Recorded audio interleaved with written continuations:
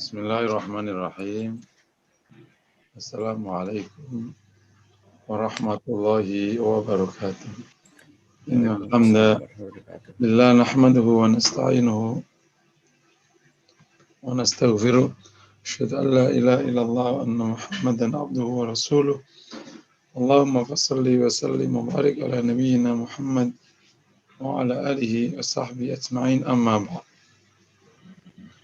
Jamaah yang dirahmati Allah, mari sama-sama kita panjatkan syukur kepada Allah.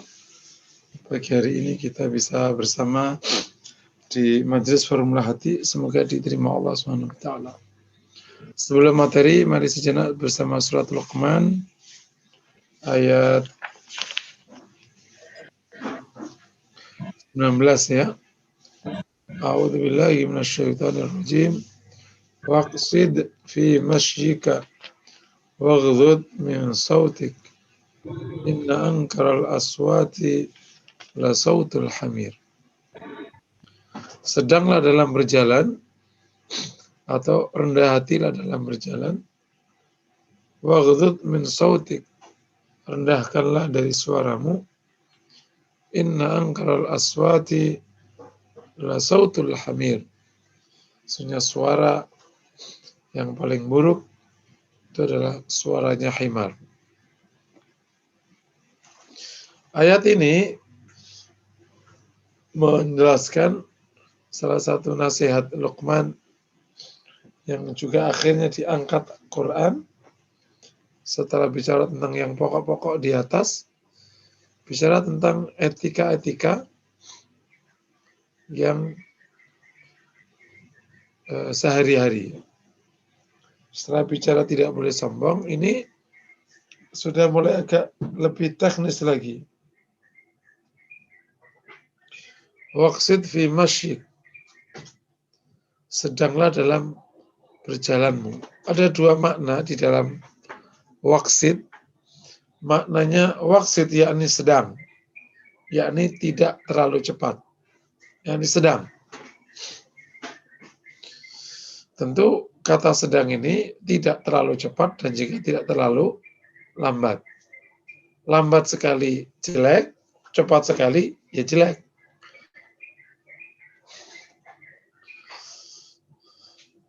Yang kedua maknanya adalah seluruh rendah hati dalam berjalan. Yani waqsid maknanya adalah at-tawadhu fil masyi. Ini menegaskan tentang wala tamshi fil ardi maraha.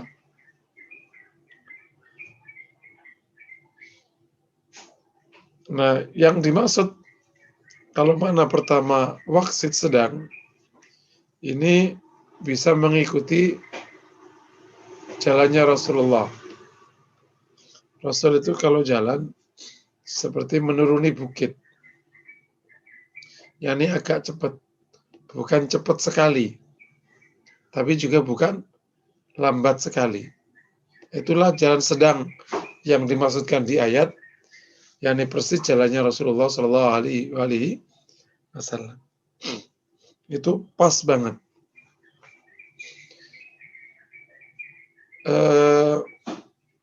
Makna kedua, yakni at-tawadhu fil masyi, rendah hati di dalam berjalan. Gimana itu? Yakni tidak congkak. Kalau bahasa di daerah namanya tidak menggeleng-gelengkan kepala, tidak nongak-nongak dan lain sebagainya. Itu namanya rendah hati dalam. Jadi ada etika berjalan yang sangat baik, menandakan kepribadian. Berjalan itu memang menandakan kepribadian. Itu nasihat yang keberapa ya? 8 ya kalau salah ya. Kemudian waghdud min sautik, suruh rendah dalam suaramu. Yakni tidak tinggi, tidak bengok. Orang sini suka nyebutnya tidak pakai toa kalau ngomong. Terkadang tidak ngegas.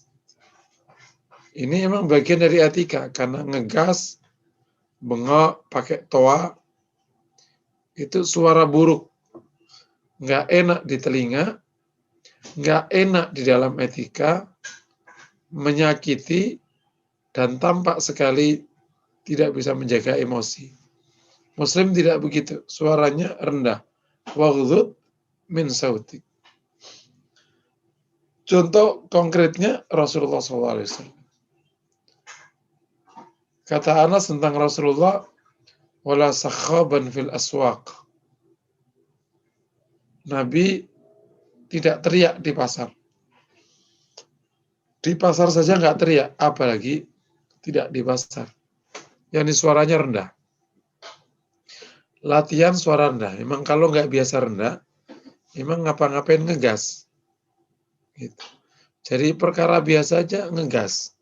Tinggi, toa. Itu karakter. Dilatih. Suruh waghdud min saut. Ini nasihat Luqman yang diabadikan Al-Quran ini dahsyat sekali. Ini menandakan kelengkapan dan kesempurnaan budi. Berjalannya rendah hati, sedang suaranya rendah. Masya Allah. Inna angkaral aswati la sautul hamir. Ditegaskan di ayat ini, suara paling buruk, yakni paling diingkari, itu suaranya himar. Yang tadi bengok gitu, ngek gitu. Nah itu bukan suaranya orang yang beretika tinggi. Beretika tinggi suaranya rendah. Dan memang iya, kalau kita lihat budaya-budaya, suara tinggi itu adanya di masyarakat yang paling rendah pendidikannya, paling buruk etikanya. Semakin tinggi kategori pendidikan orang, semakin tinggi tingkat budayanya, semakin rendah. Contohnya keluarga kerajaan. Keluarga kerajaan pasti bicaranya rendah. Kerajaan manapun. Karena mewakili tingkat budaya tinggi. Yang paling bawah preman, pasti suaranya tinggi. Nah, kalau ada orang berpendidikan tinggi, kalau suaranya tinggi, berarti dia pendidikannya tinggi aja, tapi budayanya kayak preman. Belum berbudaya tinggi. Paham ya? Semakin tinggi budayanya, semakin rendah suaranya. Lalu bicara di ruang-ruang pimpinan, pasti suaranya rendah. Semakin ke bawah, semakin tinggi. Semakin ke bawah, semakin tinggi. Nah, Islam mengajarkan tentang suara rendah. Nanti persis dengan doktrinnya, kullukum ra. Setiap kalian itu leader. Jadi maka etikanya juga etika leader. Salah satunya adalah suaranya rendah. Mungkin demikian. Semoga menginspirasi. Kita langsung ke materi. Kita akan bahas sekarang hadis ke 216 ya. An Jabir bin Abdillah ya, saya langsung baca rawi sahabatnya ya. Yang sanad panjang ini dilihat aja. Radhiyallahu ta'ala anhu akhbara annahu ghaza ma'a Rasulillah sallallahu alaihi wasallam qibala Rasulullah sallallahu alaihi wa alihi wasallam qafala ma'ah fa'adrakatuhum al-qa'ilah fi wadin kathiril udah kathiril idah fanazala Rasulullah sallallahu alaihi wasallam wa tafarraqa an-nas yastadilluna bisyajar. Bisa diikuti ya hadisnya ya. Fanazala Rasulullah sallallahu alaihi wasallam tahta samurah wa allaka biha sayfah wa nimna naumatan faidan Rasulullah sallallahu alaihi wasallam yad'una wa idan 'indahu a'rabi faqala inna hadha ikhtarata sayfi wa ana na'im فاستيقظ وهو في يده سلطا Fahuwa fi yadihi sultan. Faqala man yamna'uka minni faqultu Allah thalathan walam yu'aqibhu wa jalas. Kita kembali dari Jabir bin Abdullah, ya ini sahabat yang mulia Jabir. Ia memberitakan bahwa ia annahu ghaza ma'a Rasulillah. Ia perang bersama Rasulullah sallallahu alaihi wasallam qibala Najd, arah Najd. Najd itu Riyadh ya, timurnya Madinah. Ya Riyadh sekarang, ibu kota Saudi itu dulu namanya Najd. Area Najd. Falamma qafala Rasulullah, maka qafala ma'ah, yakni Jabir juga ikut pulang bersamanya. Fa'adrakatuhumul qailah,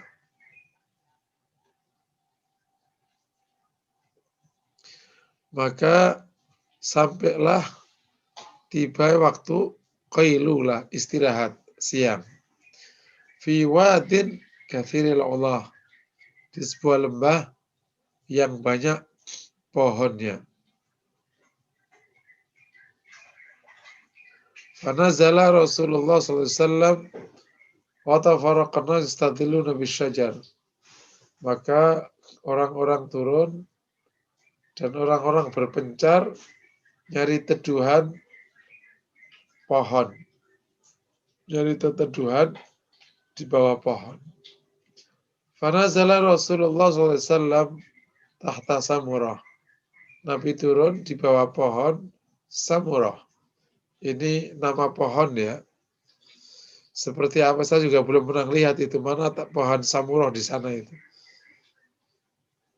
Wa allaqa biha saifah, dan Nabi menggantungkan pedangnya di pohon tersebut.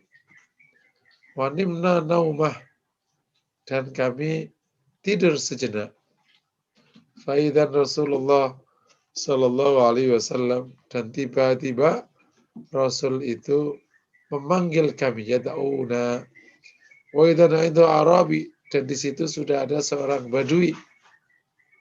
Faqala, maka Nabi bersabda, inna hadza ikhtarata sayfi, ini Badui telah mengambil pedangku. Wa ana naim, dan saya tidur. Fastaiqadtu huwa fi yadihi salta, maka saya bangkit, saya bangun, dan pedang itu sudah di tangannya seorang diri, yang di tangannya beneran, dan di tangan sendirian. Maksudnya sudah dipegang full oleh tangannya. Faqala man yamna'uka minni, maka Badui berkata, man yamna'uka minni, siapa yang menjagamu dari aku? Faqultu, maka aku menjawab, yakni aku Rasulullah ini ya, Allah, yakni Allah. Salatan, 3 kali. Walam yu'aqibhu wa jalas. Nabi tidak membalasnya dan ia duduk. Ya.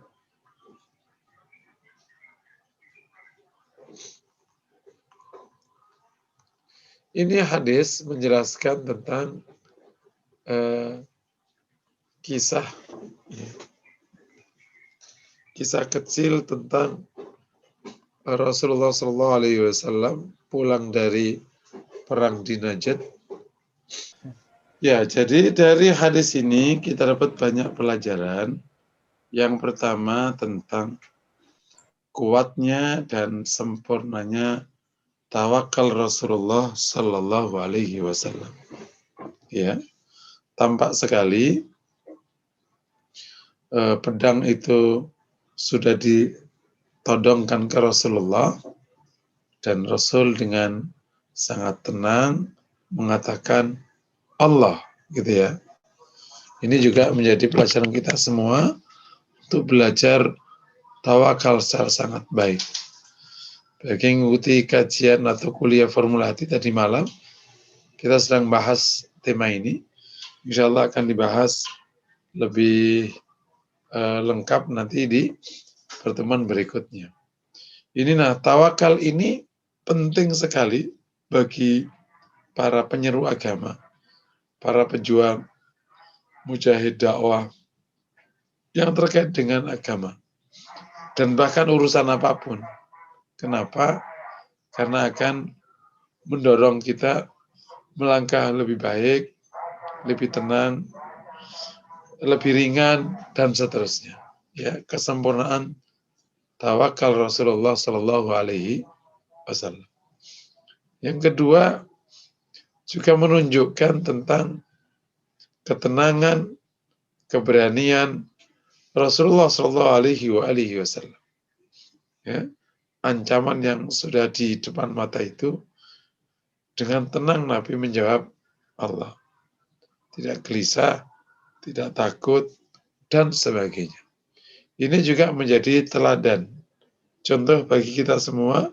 Demikianlah orang bersikap, tidak boleh kehilangan ketenangan dalam situasi apapun, harus mampu mengendalikan diri. Yang ketiga, yang juga akhirnya menjadi judul dari bab ini tentang lapang dadanya Rasulullah Shallallahu Alaihi Wasallam, di mana Rasul tidak membalas. Ini sebagian juga ditegaskan kan, mantaqama Rasulullah Sallallahu Alaihi Wasallam li nafsihi. Rasul tidak balas untuk urusan dirinya. Jadi ini urusan dirinya tidak ada yang balas. Untuk urusan diri Rasulullah tidak ada. Dia dimaafkan. Makanya tadi dijelaskan tadi walam yu'aqibhu wa jalas. Jadi ini Rasul yang terancam. Yang agak beda dengan kemarin ketika orang yang akhirnya belakangan sebenarnya Khawarij itu memprotes keputusan Rasulullah. Loh, bedanya apa? Keputusan Rasul itu syariah. Kalau ini kan urusan pribadi Rasul terancam. Bukan syariah yang diancam. Gitu. Artinya, ya meskipun kalau Rasul terancam itu ya agama terancam. Cuman sangat dekat dengan urusan pribadi. Di konteks ini Rasul memberikan contoh betapa Rasul sangat pemaaf dan lapang dada. Yang keempat ya pelajarannya, bahwa di dalam perjalanan dakwah itu sudah menjadi sunnatullahi fid dakwah. Sunnah Allah di dalam dakwah. Yakni adanya ancaman, adanya rintangan, adanya gangguan. Rasul enak-enak tidur, datang orang mau membunuh Rasulullah. Jadi ini memang sunnatullahi fid dakwah. Biasanya umat Rasulullah itu ya mendapatkan perlakuannya ya kayak Rasulnya. Biasanya ngikut jalan Rasulnya. Kita adalah umat Rasulullah, jalan Rasulullah demikian. Maka bisa jadi umatnya memang akan mendapatkan perlakuan demikian. Tapi ingat, wal aqibatu lil muttaqin. Kemenangan itu milik orang-orang yang bertakwa. Insya Allah, Allah yang menjanjikan agama ini menang. Allah menjanjikan agama ini kuat. Persoalannya, kita terlibat atau tidak. Ya, walladzi arsala rasulahu bil huda wa dinil haq yudhhirahu 'ala dini kulli, akan memenangkan atas agama lain. Jadi ini merupakan keyakinan yang harus dibawa.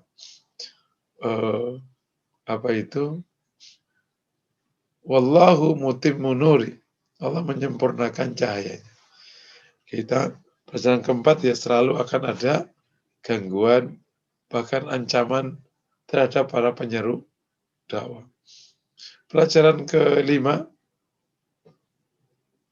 Nah, ini Rasulullah Alaihi Wasallam di dalam mengadakan perjalanan memang terkadang istirahat di jalan. Dan memang di beberapa perjalanan Nabi, itu Nabi kalau berjalan terkadang malam itu istirahat. Terkadang di beberapa case malam pun jalan. Kayak waktu ngejar pasukan perang Uhud, itu malam jalan. Makanya sampai ke Badar cukup dengan 3 malam. Yani 3 hari 3 malam. Tapi di beberapa case Nabi itu malam istirahat. Bahkan di hadis ini ada istirahat siang, gitu. Nah, ini memang hal yang dikerjakan Rasulullah dan itu secara manusia memang demikianlah. Ya bisa ini bisa itu tergantung kondisi, tergantung konteks, tergantung target. Nah ini apalagi ini pulang. Jadi sudah selesai urusannya, maka memang bisa jadi ada istirahat dan lain sebagainya. Nah di arah Najd itu, ini tambahan aja, memang agak banyak pohon, gitu. Memang ke arah timur sedikit agak ada pohon. Gitu. Memang yang Hijaz itu secara umum memang kering kerontang. Tapi ada beberapa area di mana ada banyak pohon. Tentu ya, antum jangan bayangkan namanya pohon di arah itu ya. Jangan kayak Sukabumi, Bogor, Depok, Cianjur, ya enggak. Ya pohon, tapi bisa dipakai untuk berteduh. Nah, pelajarannya adalah Rasul bisa memanfaatkan apa saja di sekitarnya untuk bisa menjalani hidup yang baik. Oke, ini beberapa pelajaran penting dari hadis 216. Kalau ada pertanyaan, dipersilakan. Ibu Yuli, tafadhal. Assalamualaikum Ustadz. Salam, Bu. Salam. Menyangkut yang semalam barangkali bisa Ustadz jelaskan di sini. Kemarin itu semalam kan tawakal itu dari awal gitu ya Ustadz ya. Nah itu bagaimana bentuk, contohnya memang Ustadz mencontohkan saat kita berangkat dengan doa tawakal tadi ya. Tapi di praktisnya itu bagaimana ya Ustadz ya? Karena kan seolah-olah selama ini kan kita kerja dulu baru diserahkan gitu ya Ustadz ya. Bagaimana bentuk penyerahan di awal, dari mulai awal untuk segi kepraktisan gitu Ustadz. Makasih. Gini. Ini ilustrasi aja ya, ilustrasi tentang tawakal dari awal itu. Ilustrasinya adalah supaya gampang ya. Bahwa ya, ini analisis dulu.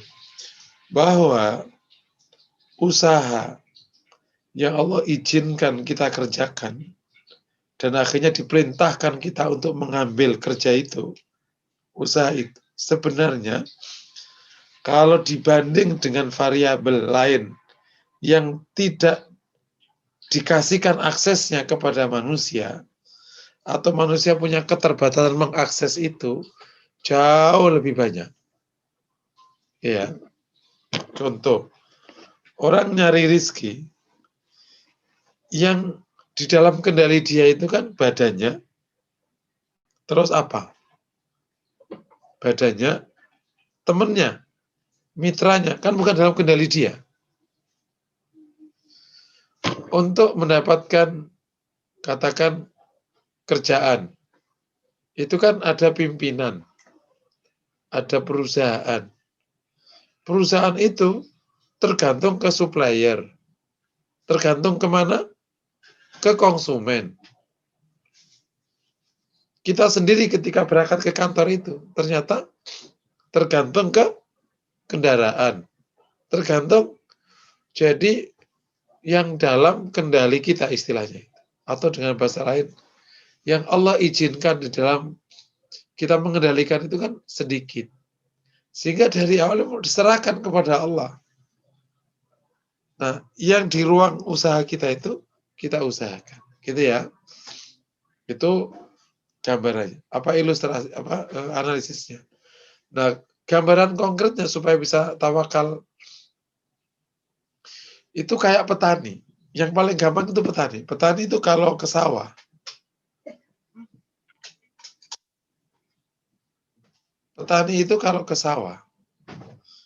itu ada saat dan sebagian besar, apalagi kalau cuaca nggak terkendali. Ya ini biasanya gitu. Biasanya kalau Desember gitu kan musim tanam tuh. Tapi petani itu sadar. Waktu nanam itu doanya duluan. Ya Allah, semoga ada air. Ya. Semoga kalau itu terasa panas. Kalau hujan kenceng, ya Allah, semoga hujannya nggak terlalu lebat. Nanti kasihan yang nanam. Kalau lagi airnya banyak, ya Allah, semoga tidak banjir. Kalau banjir nggak jadi nanam. Jadi jam 6 keluar dari rumah itu doanya udah lebih banyak daripada berjalannya. Jadi sepanjang jalan ke sawah, itu dia sudah, ya Allah, semoga bisa tanam hari ini. Gitu. Airnya cukup, kalaupun hujan nggak terlalu kenceng, gambarnya gitulah. Cuma nih orang, terkadang kan dikasih oleh Allah situasi yang tampak tidak butuh tawakal. Gitu.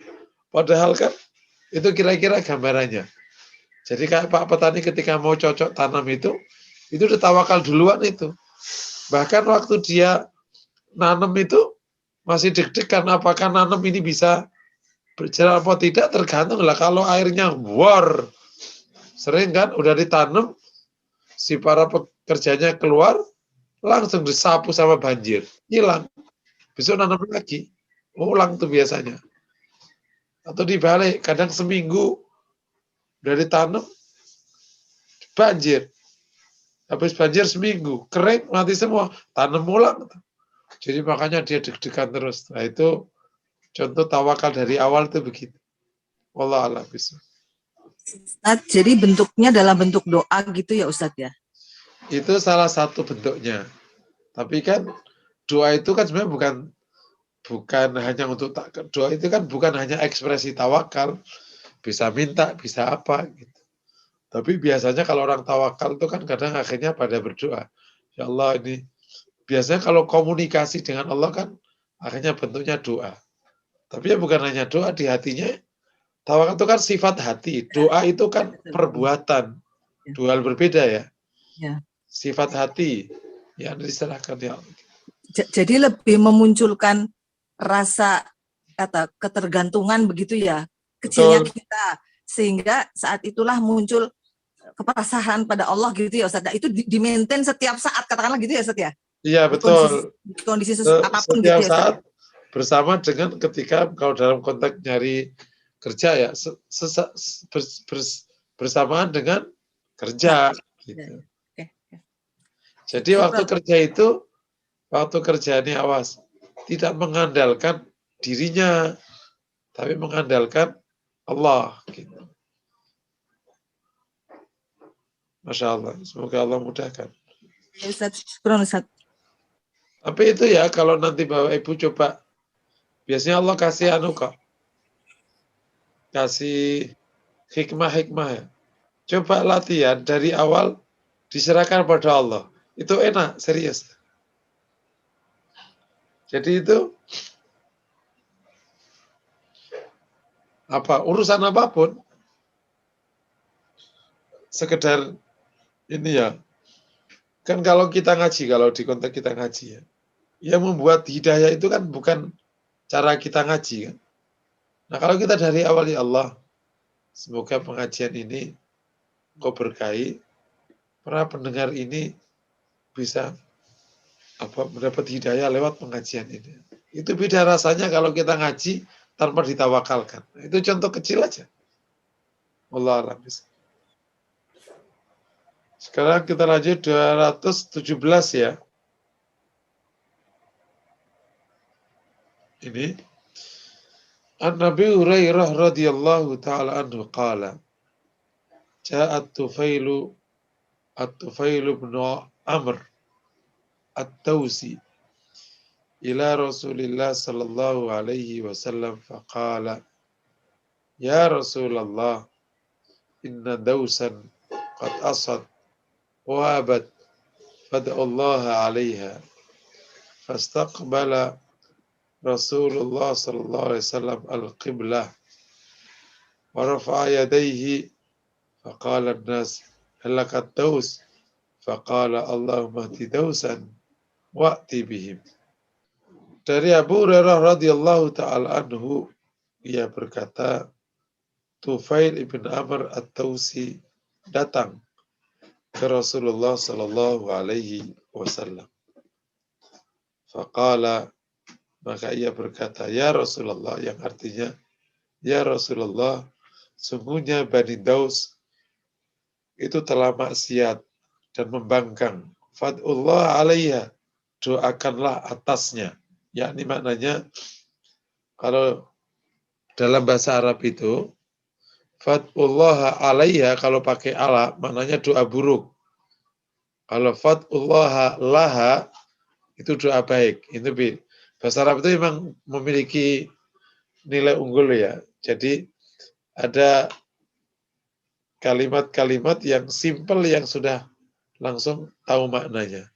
Kalau Fad'ullah ala, atasnya, doakan atasnya, yakni maknanya itu doa buruk. Kalau doakan untuknya, yakni maknanya doa baik. Fad'ullah alaiha, maka doakanlah azab atasnya. Fastaqbala Rasulullah SAW al-qiblah. Maka Nabi itu menghadap kiblat. Wa rafa'a yadayhi, dan ia mengangkat kedua tangannya. Faqala nasu halakat daus. Orang-orang berkata, ini akan mati, ini akan binasa. Ini Bani Daus, karena Rasul sudah angkat tangan.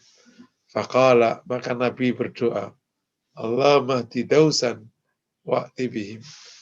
Ya Allah, berikan hidayah kepada Bani Daus dan datangkan hidayah itu kepada mereka.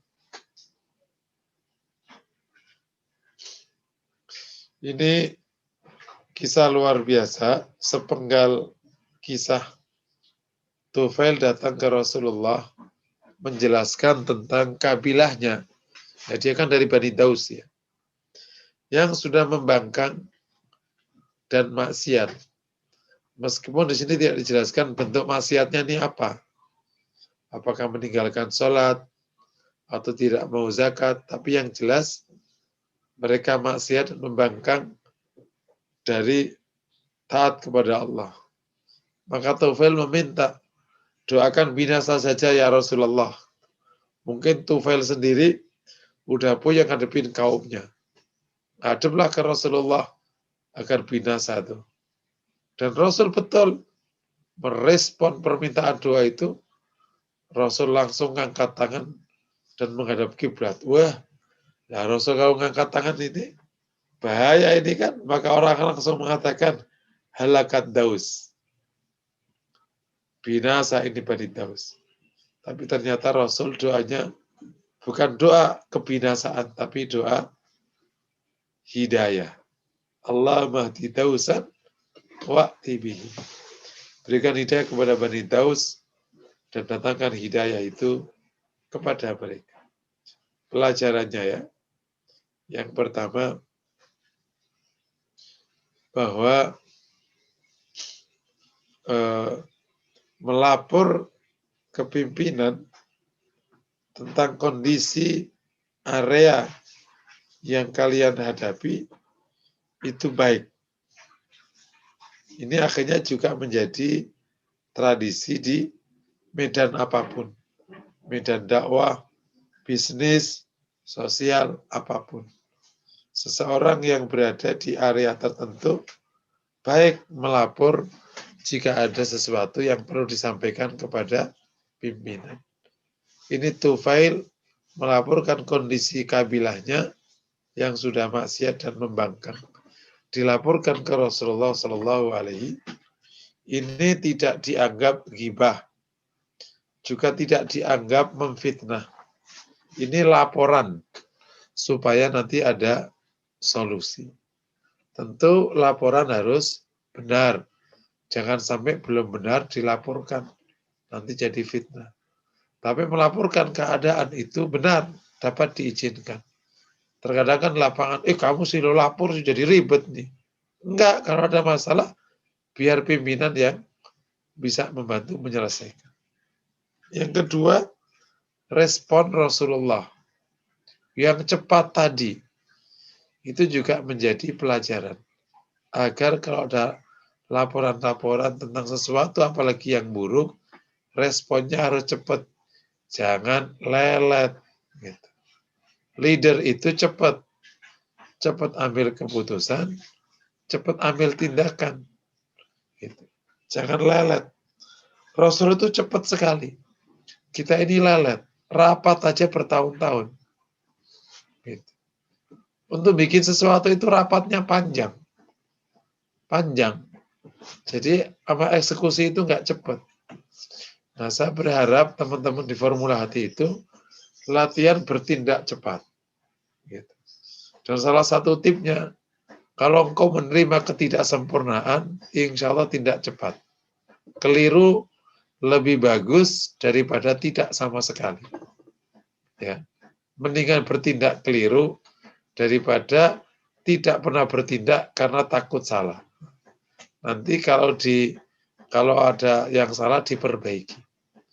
Ya, ada berapa keputusan kemarin, ingatkan saja. Nulis buku, mengumpulkan ini, dikerjain aja sudah, keliru nggak apa-apa.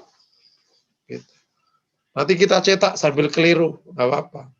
Ini Bu, ini ada buku keliru, kita cetak, gitu. Nggak apa-apa begitu. Tentu kira-kira kan nggak mungkin keliru, pasti diedit. Tapi karena kita sanggup keliru, jadi akhirnya kita bisa jalan.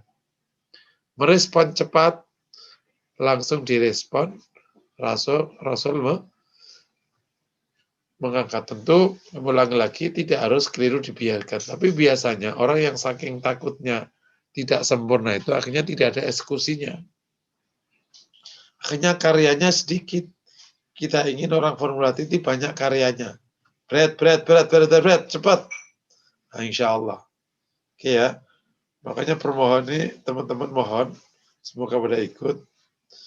Sekaligus saya sampaikan di pengajian ini, semoga ada panitia dan pengurus.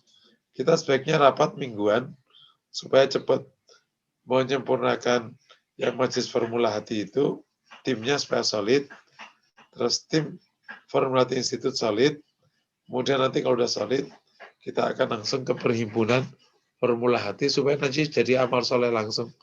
Masing-masing mengambil peran. Programnya majelis kayak apa, recording macam-macam, gimana supaya bisa syiar, bisa viral dan seterusnya, produksi apa saja yang perlu dikerjakan dan sebagainya.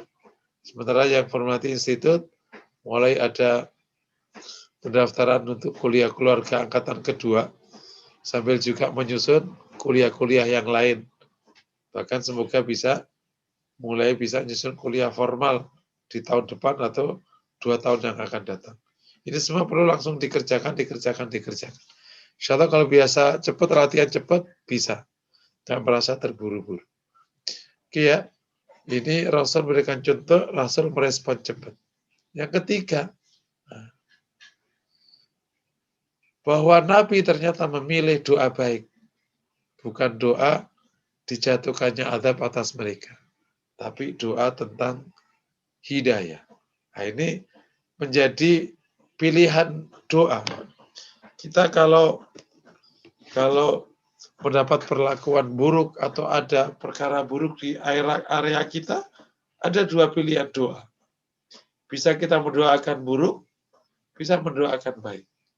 Tapi Nabi memilih doa baik. Allahumma hdi dausan wa'ti bihim. Ini Masya Allah. Kita diberikan contoh Rasul yang luar biasa, lapang dadanya, pemaafnya. Tapi ya jangan sampai sifat ini akhirnya dimanfaatkan untuk hal buruk. Ya tidak boleh, kan lo lapang dada. Kita sakiti aja terus deh dia. Nggak boleh begitu. Ya. Tapi pilihannya Muslim itu lapang dada dan terus lebih memilih berdoa baik untuk orang-orang yang sedang maksiat. Tapi bolehkah doa buruk? Boleh. Nah, karena Nabi Nuh juga memberikan la tatar alal ardi minal kafirina dayyaro. Jangan biarkan di atas bumi ini orang kafir sedikit pun. Karena nanti mereka bikin rusak di muka bumi. Ini pilihan, tetapi Rasulullah memilih Allah mahdi dausan wa'ti bihim. Terakhir nomor 4 pelajarannya bahwa respon cepat Rasulullah tadi mengangkat tangan berdoa itu membuat para sahabat khawatir tentang binasanya Bani Taus. Kenapa? Karena mereka tahu Rasul doanya mustajab. Nah, oleh karena itu di konteks ini kita perlu mengasah dan terus melatih memenuhi syarat agar doa kita mustajab. Kalau doa mustajab, insya Allah separuh masalah selesai. Mungkin bisa jadi selesai semua masalah. Karena tinggal didoakan, Masya Allah. Bahkan mungkin semua masalah dengan izin Allah ya, bahkan Allah kabulkan, itu selesai. Tapi kalau doa kita nggak mustajab, ya agak repot. Akhirnya kita sendiri tanpa pertolongan Allah Subhanahu wa Ta'ala. Oke, ada banyak pelajaran tadi. Semoga menginspirasi. Kalau ada pertanyaan, dipersilakan. Bagaimana cara mengasah agar doa mustajab seperti yang Ustadz sampaikan tadi? Iya, yang pertama jangan bosan berdoa. Doa terus saja. Insya Allah. Jangan berhenti berdoa. Itu cara pertama. Kedua, menyempurnakan syarat. Karena ada syarat dikabulkannya doa. Ikhlas, ya tidak berlebihan, hadir ya, tidak ghafil doanya, bukan baca apa maknanya apa. Kemudian tidak terburu-buru, tidak berlebihan, makan halal, pakaian halal, tempat halal, terus membutuhkan sekali, tampak membutuhkan, menunjukkan kepada Allah dia butuh sekali. Terus mencari waktu-waktu yang mustajab, tempat-tempat yang mustajab, lebih mengutamakan doa-doa ma'thur, supaya lebih mustajab beberapa syarat. Ya, itu disempurnakan aja terus syaratnya. Yang kurang mana, sambil terus berdoa. Terus bisa juga menggunakan beberapa kalimat-kalimat yang mengantarkan dikabulkannya doa. Cuma menggunakan Fatihah, membaca Asmaul Husna, dan lain sebagainya itu juga mengantar mustajabnya doa. Wallahu a'lam bishawab. Nah, Ustadz, dari doa tadi, Mas Sur itu apakah harus bahasa Arab atau bisa dengan bahasa Indonesia gitu ya? Iya, doa lebih bagus yang dipahami, meskipun tidak bahasa Arab. Kecuali doa yang dipanjatkan pada waktu sholat ya, dalam sholat itu wajib ma'thur, Quran maupun hadis. Tidak pakai doa yang lain, karena itu kan ibadah. Tapi di selain ibadah, selain sholat, doa lebih bagus yang dipahami. Daripada baca doa bahasa Arab tapi nggak paham. Itu namanya doa ghafil, doanya orang yang lalai. Itu termasuk sebab tidak dikabulkannya doa. Jadi pakai bahasa Padang, bahasa Jawa lebih bagus daripada bahasa Arab nggak paham. Wallahu a'lam. Marilah kajian kali ini kita tutup dengan doa kafaratul majlis.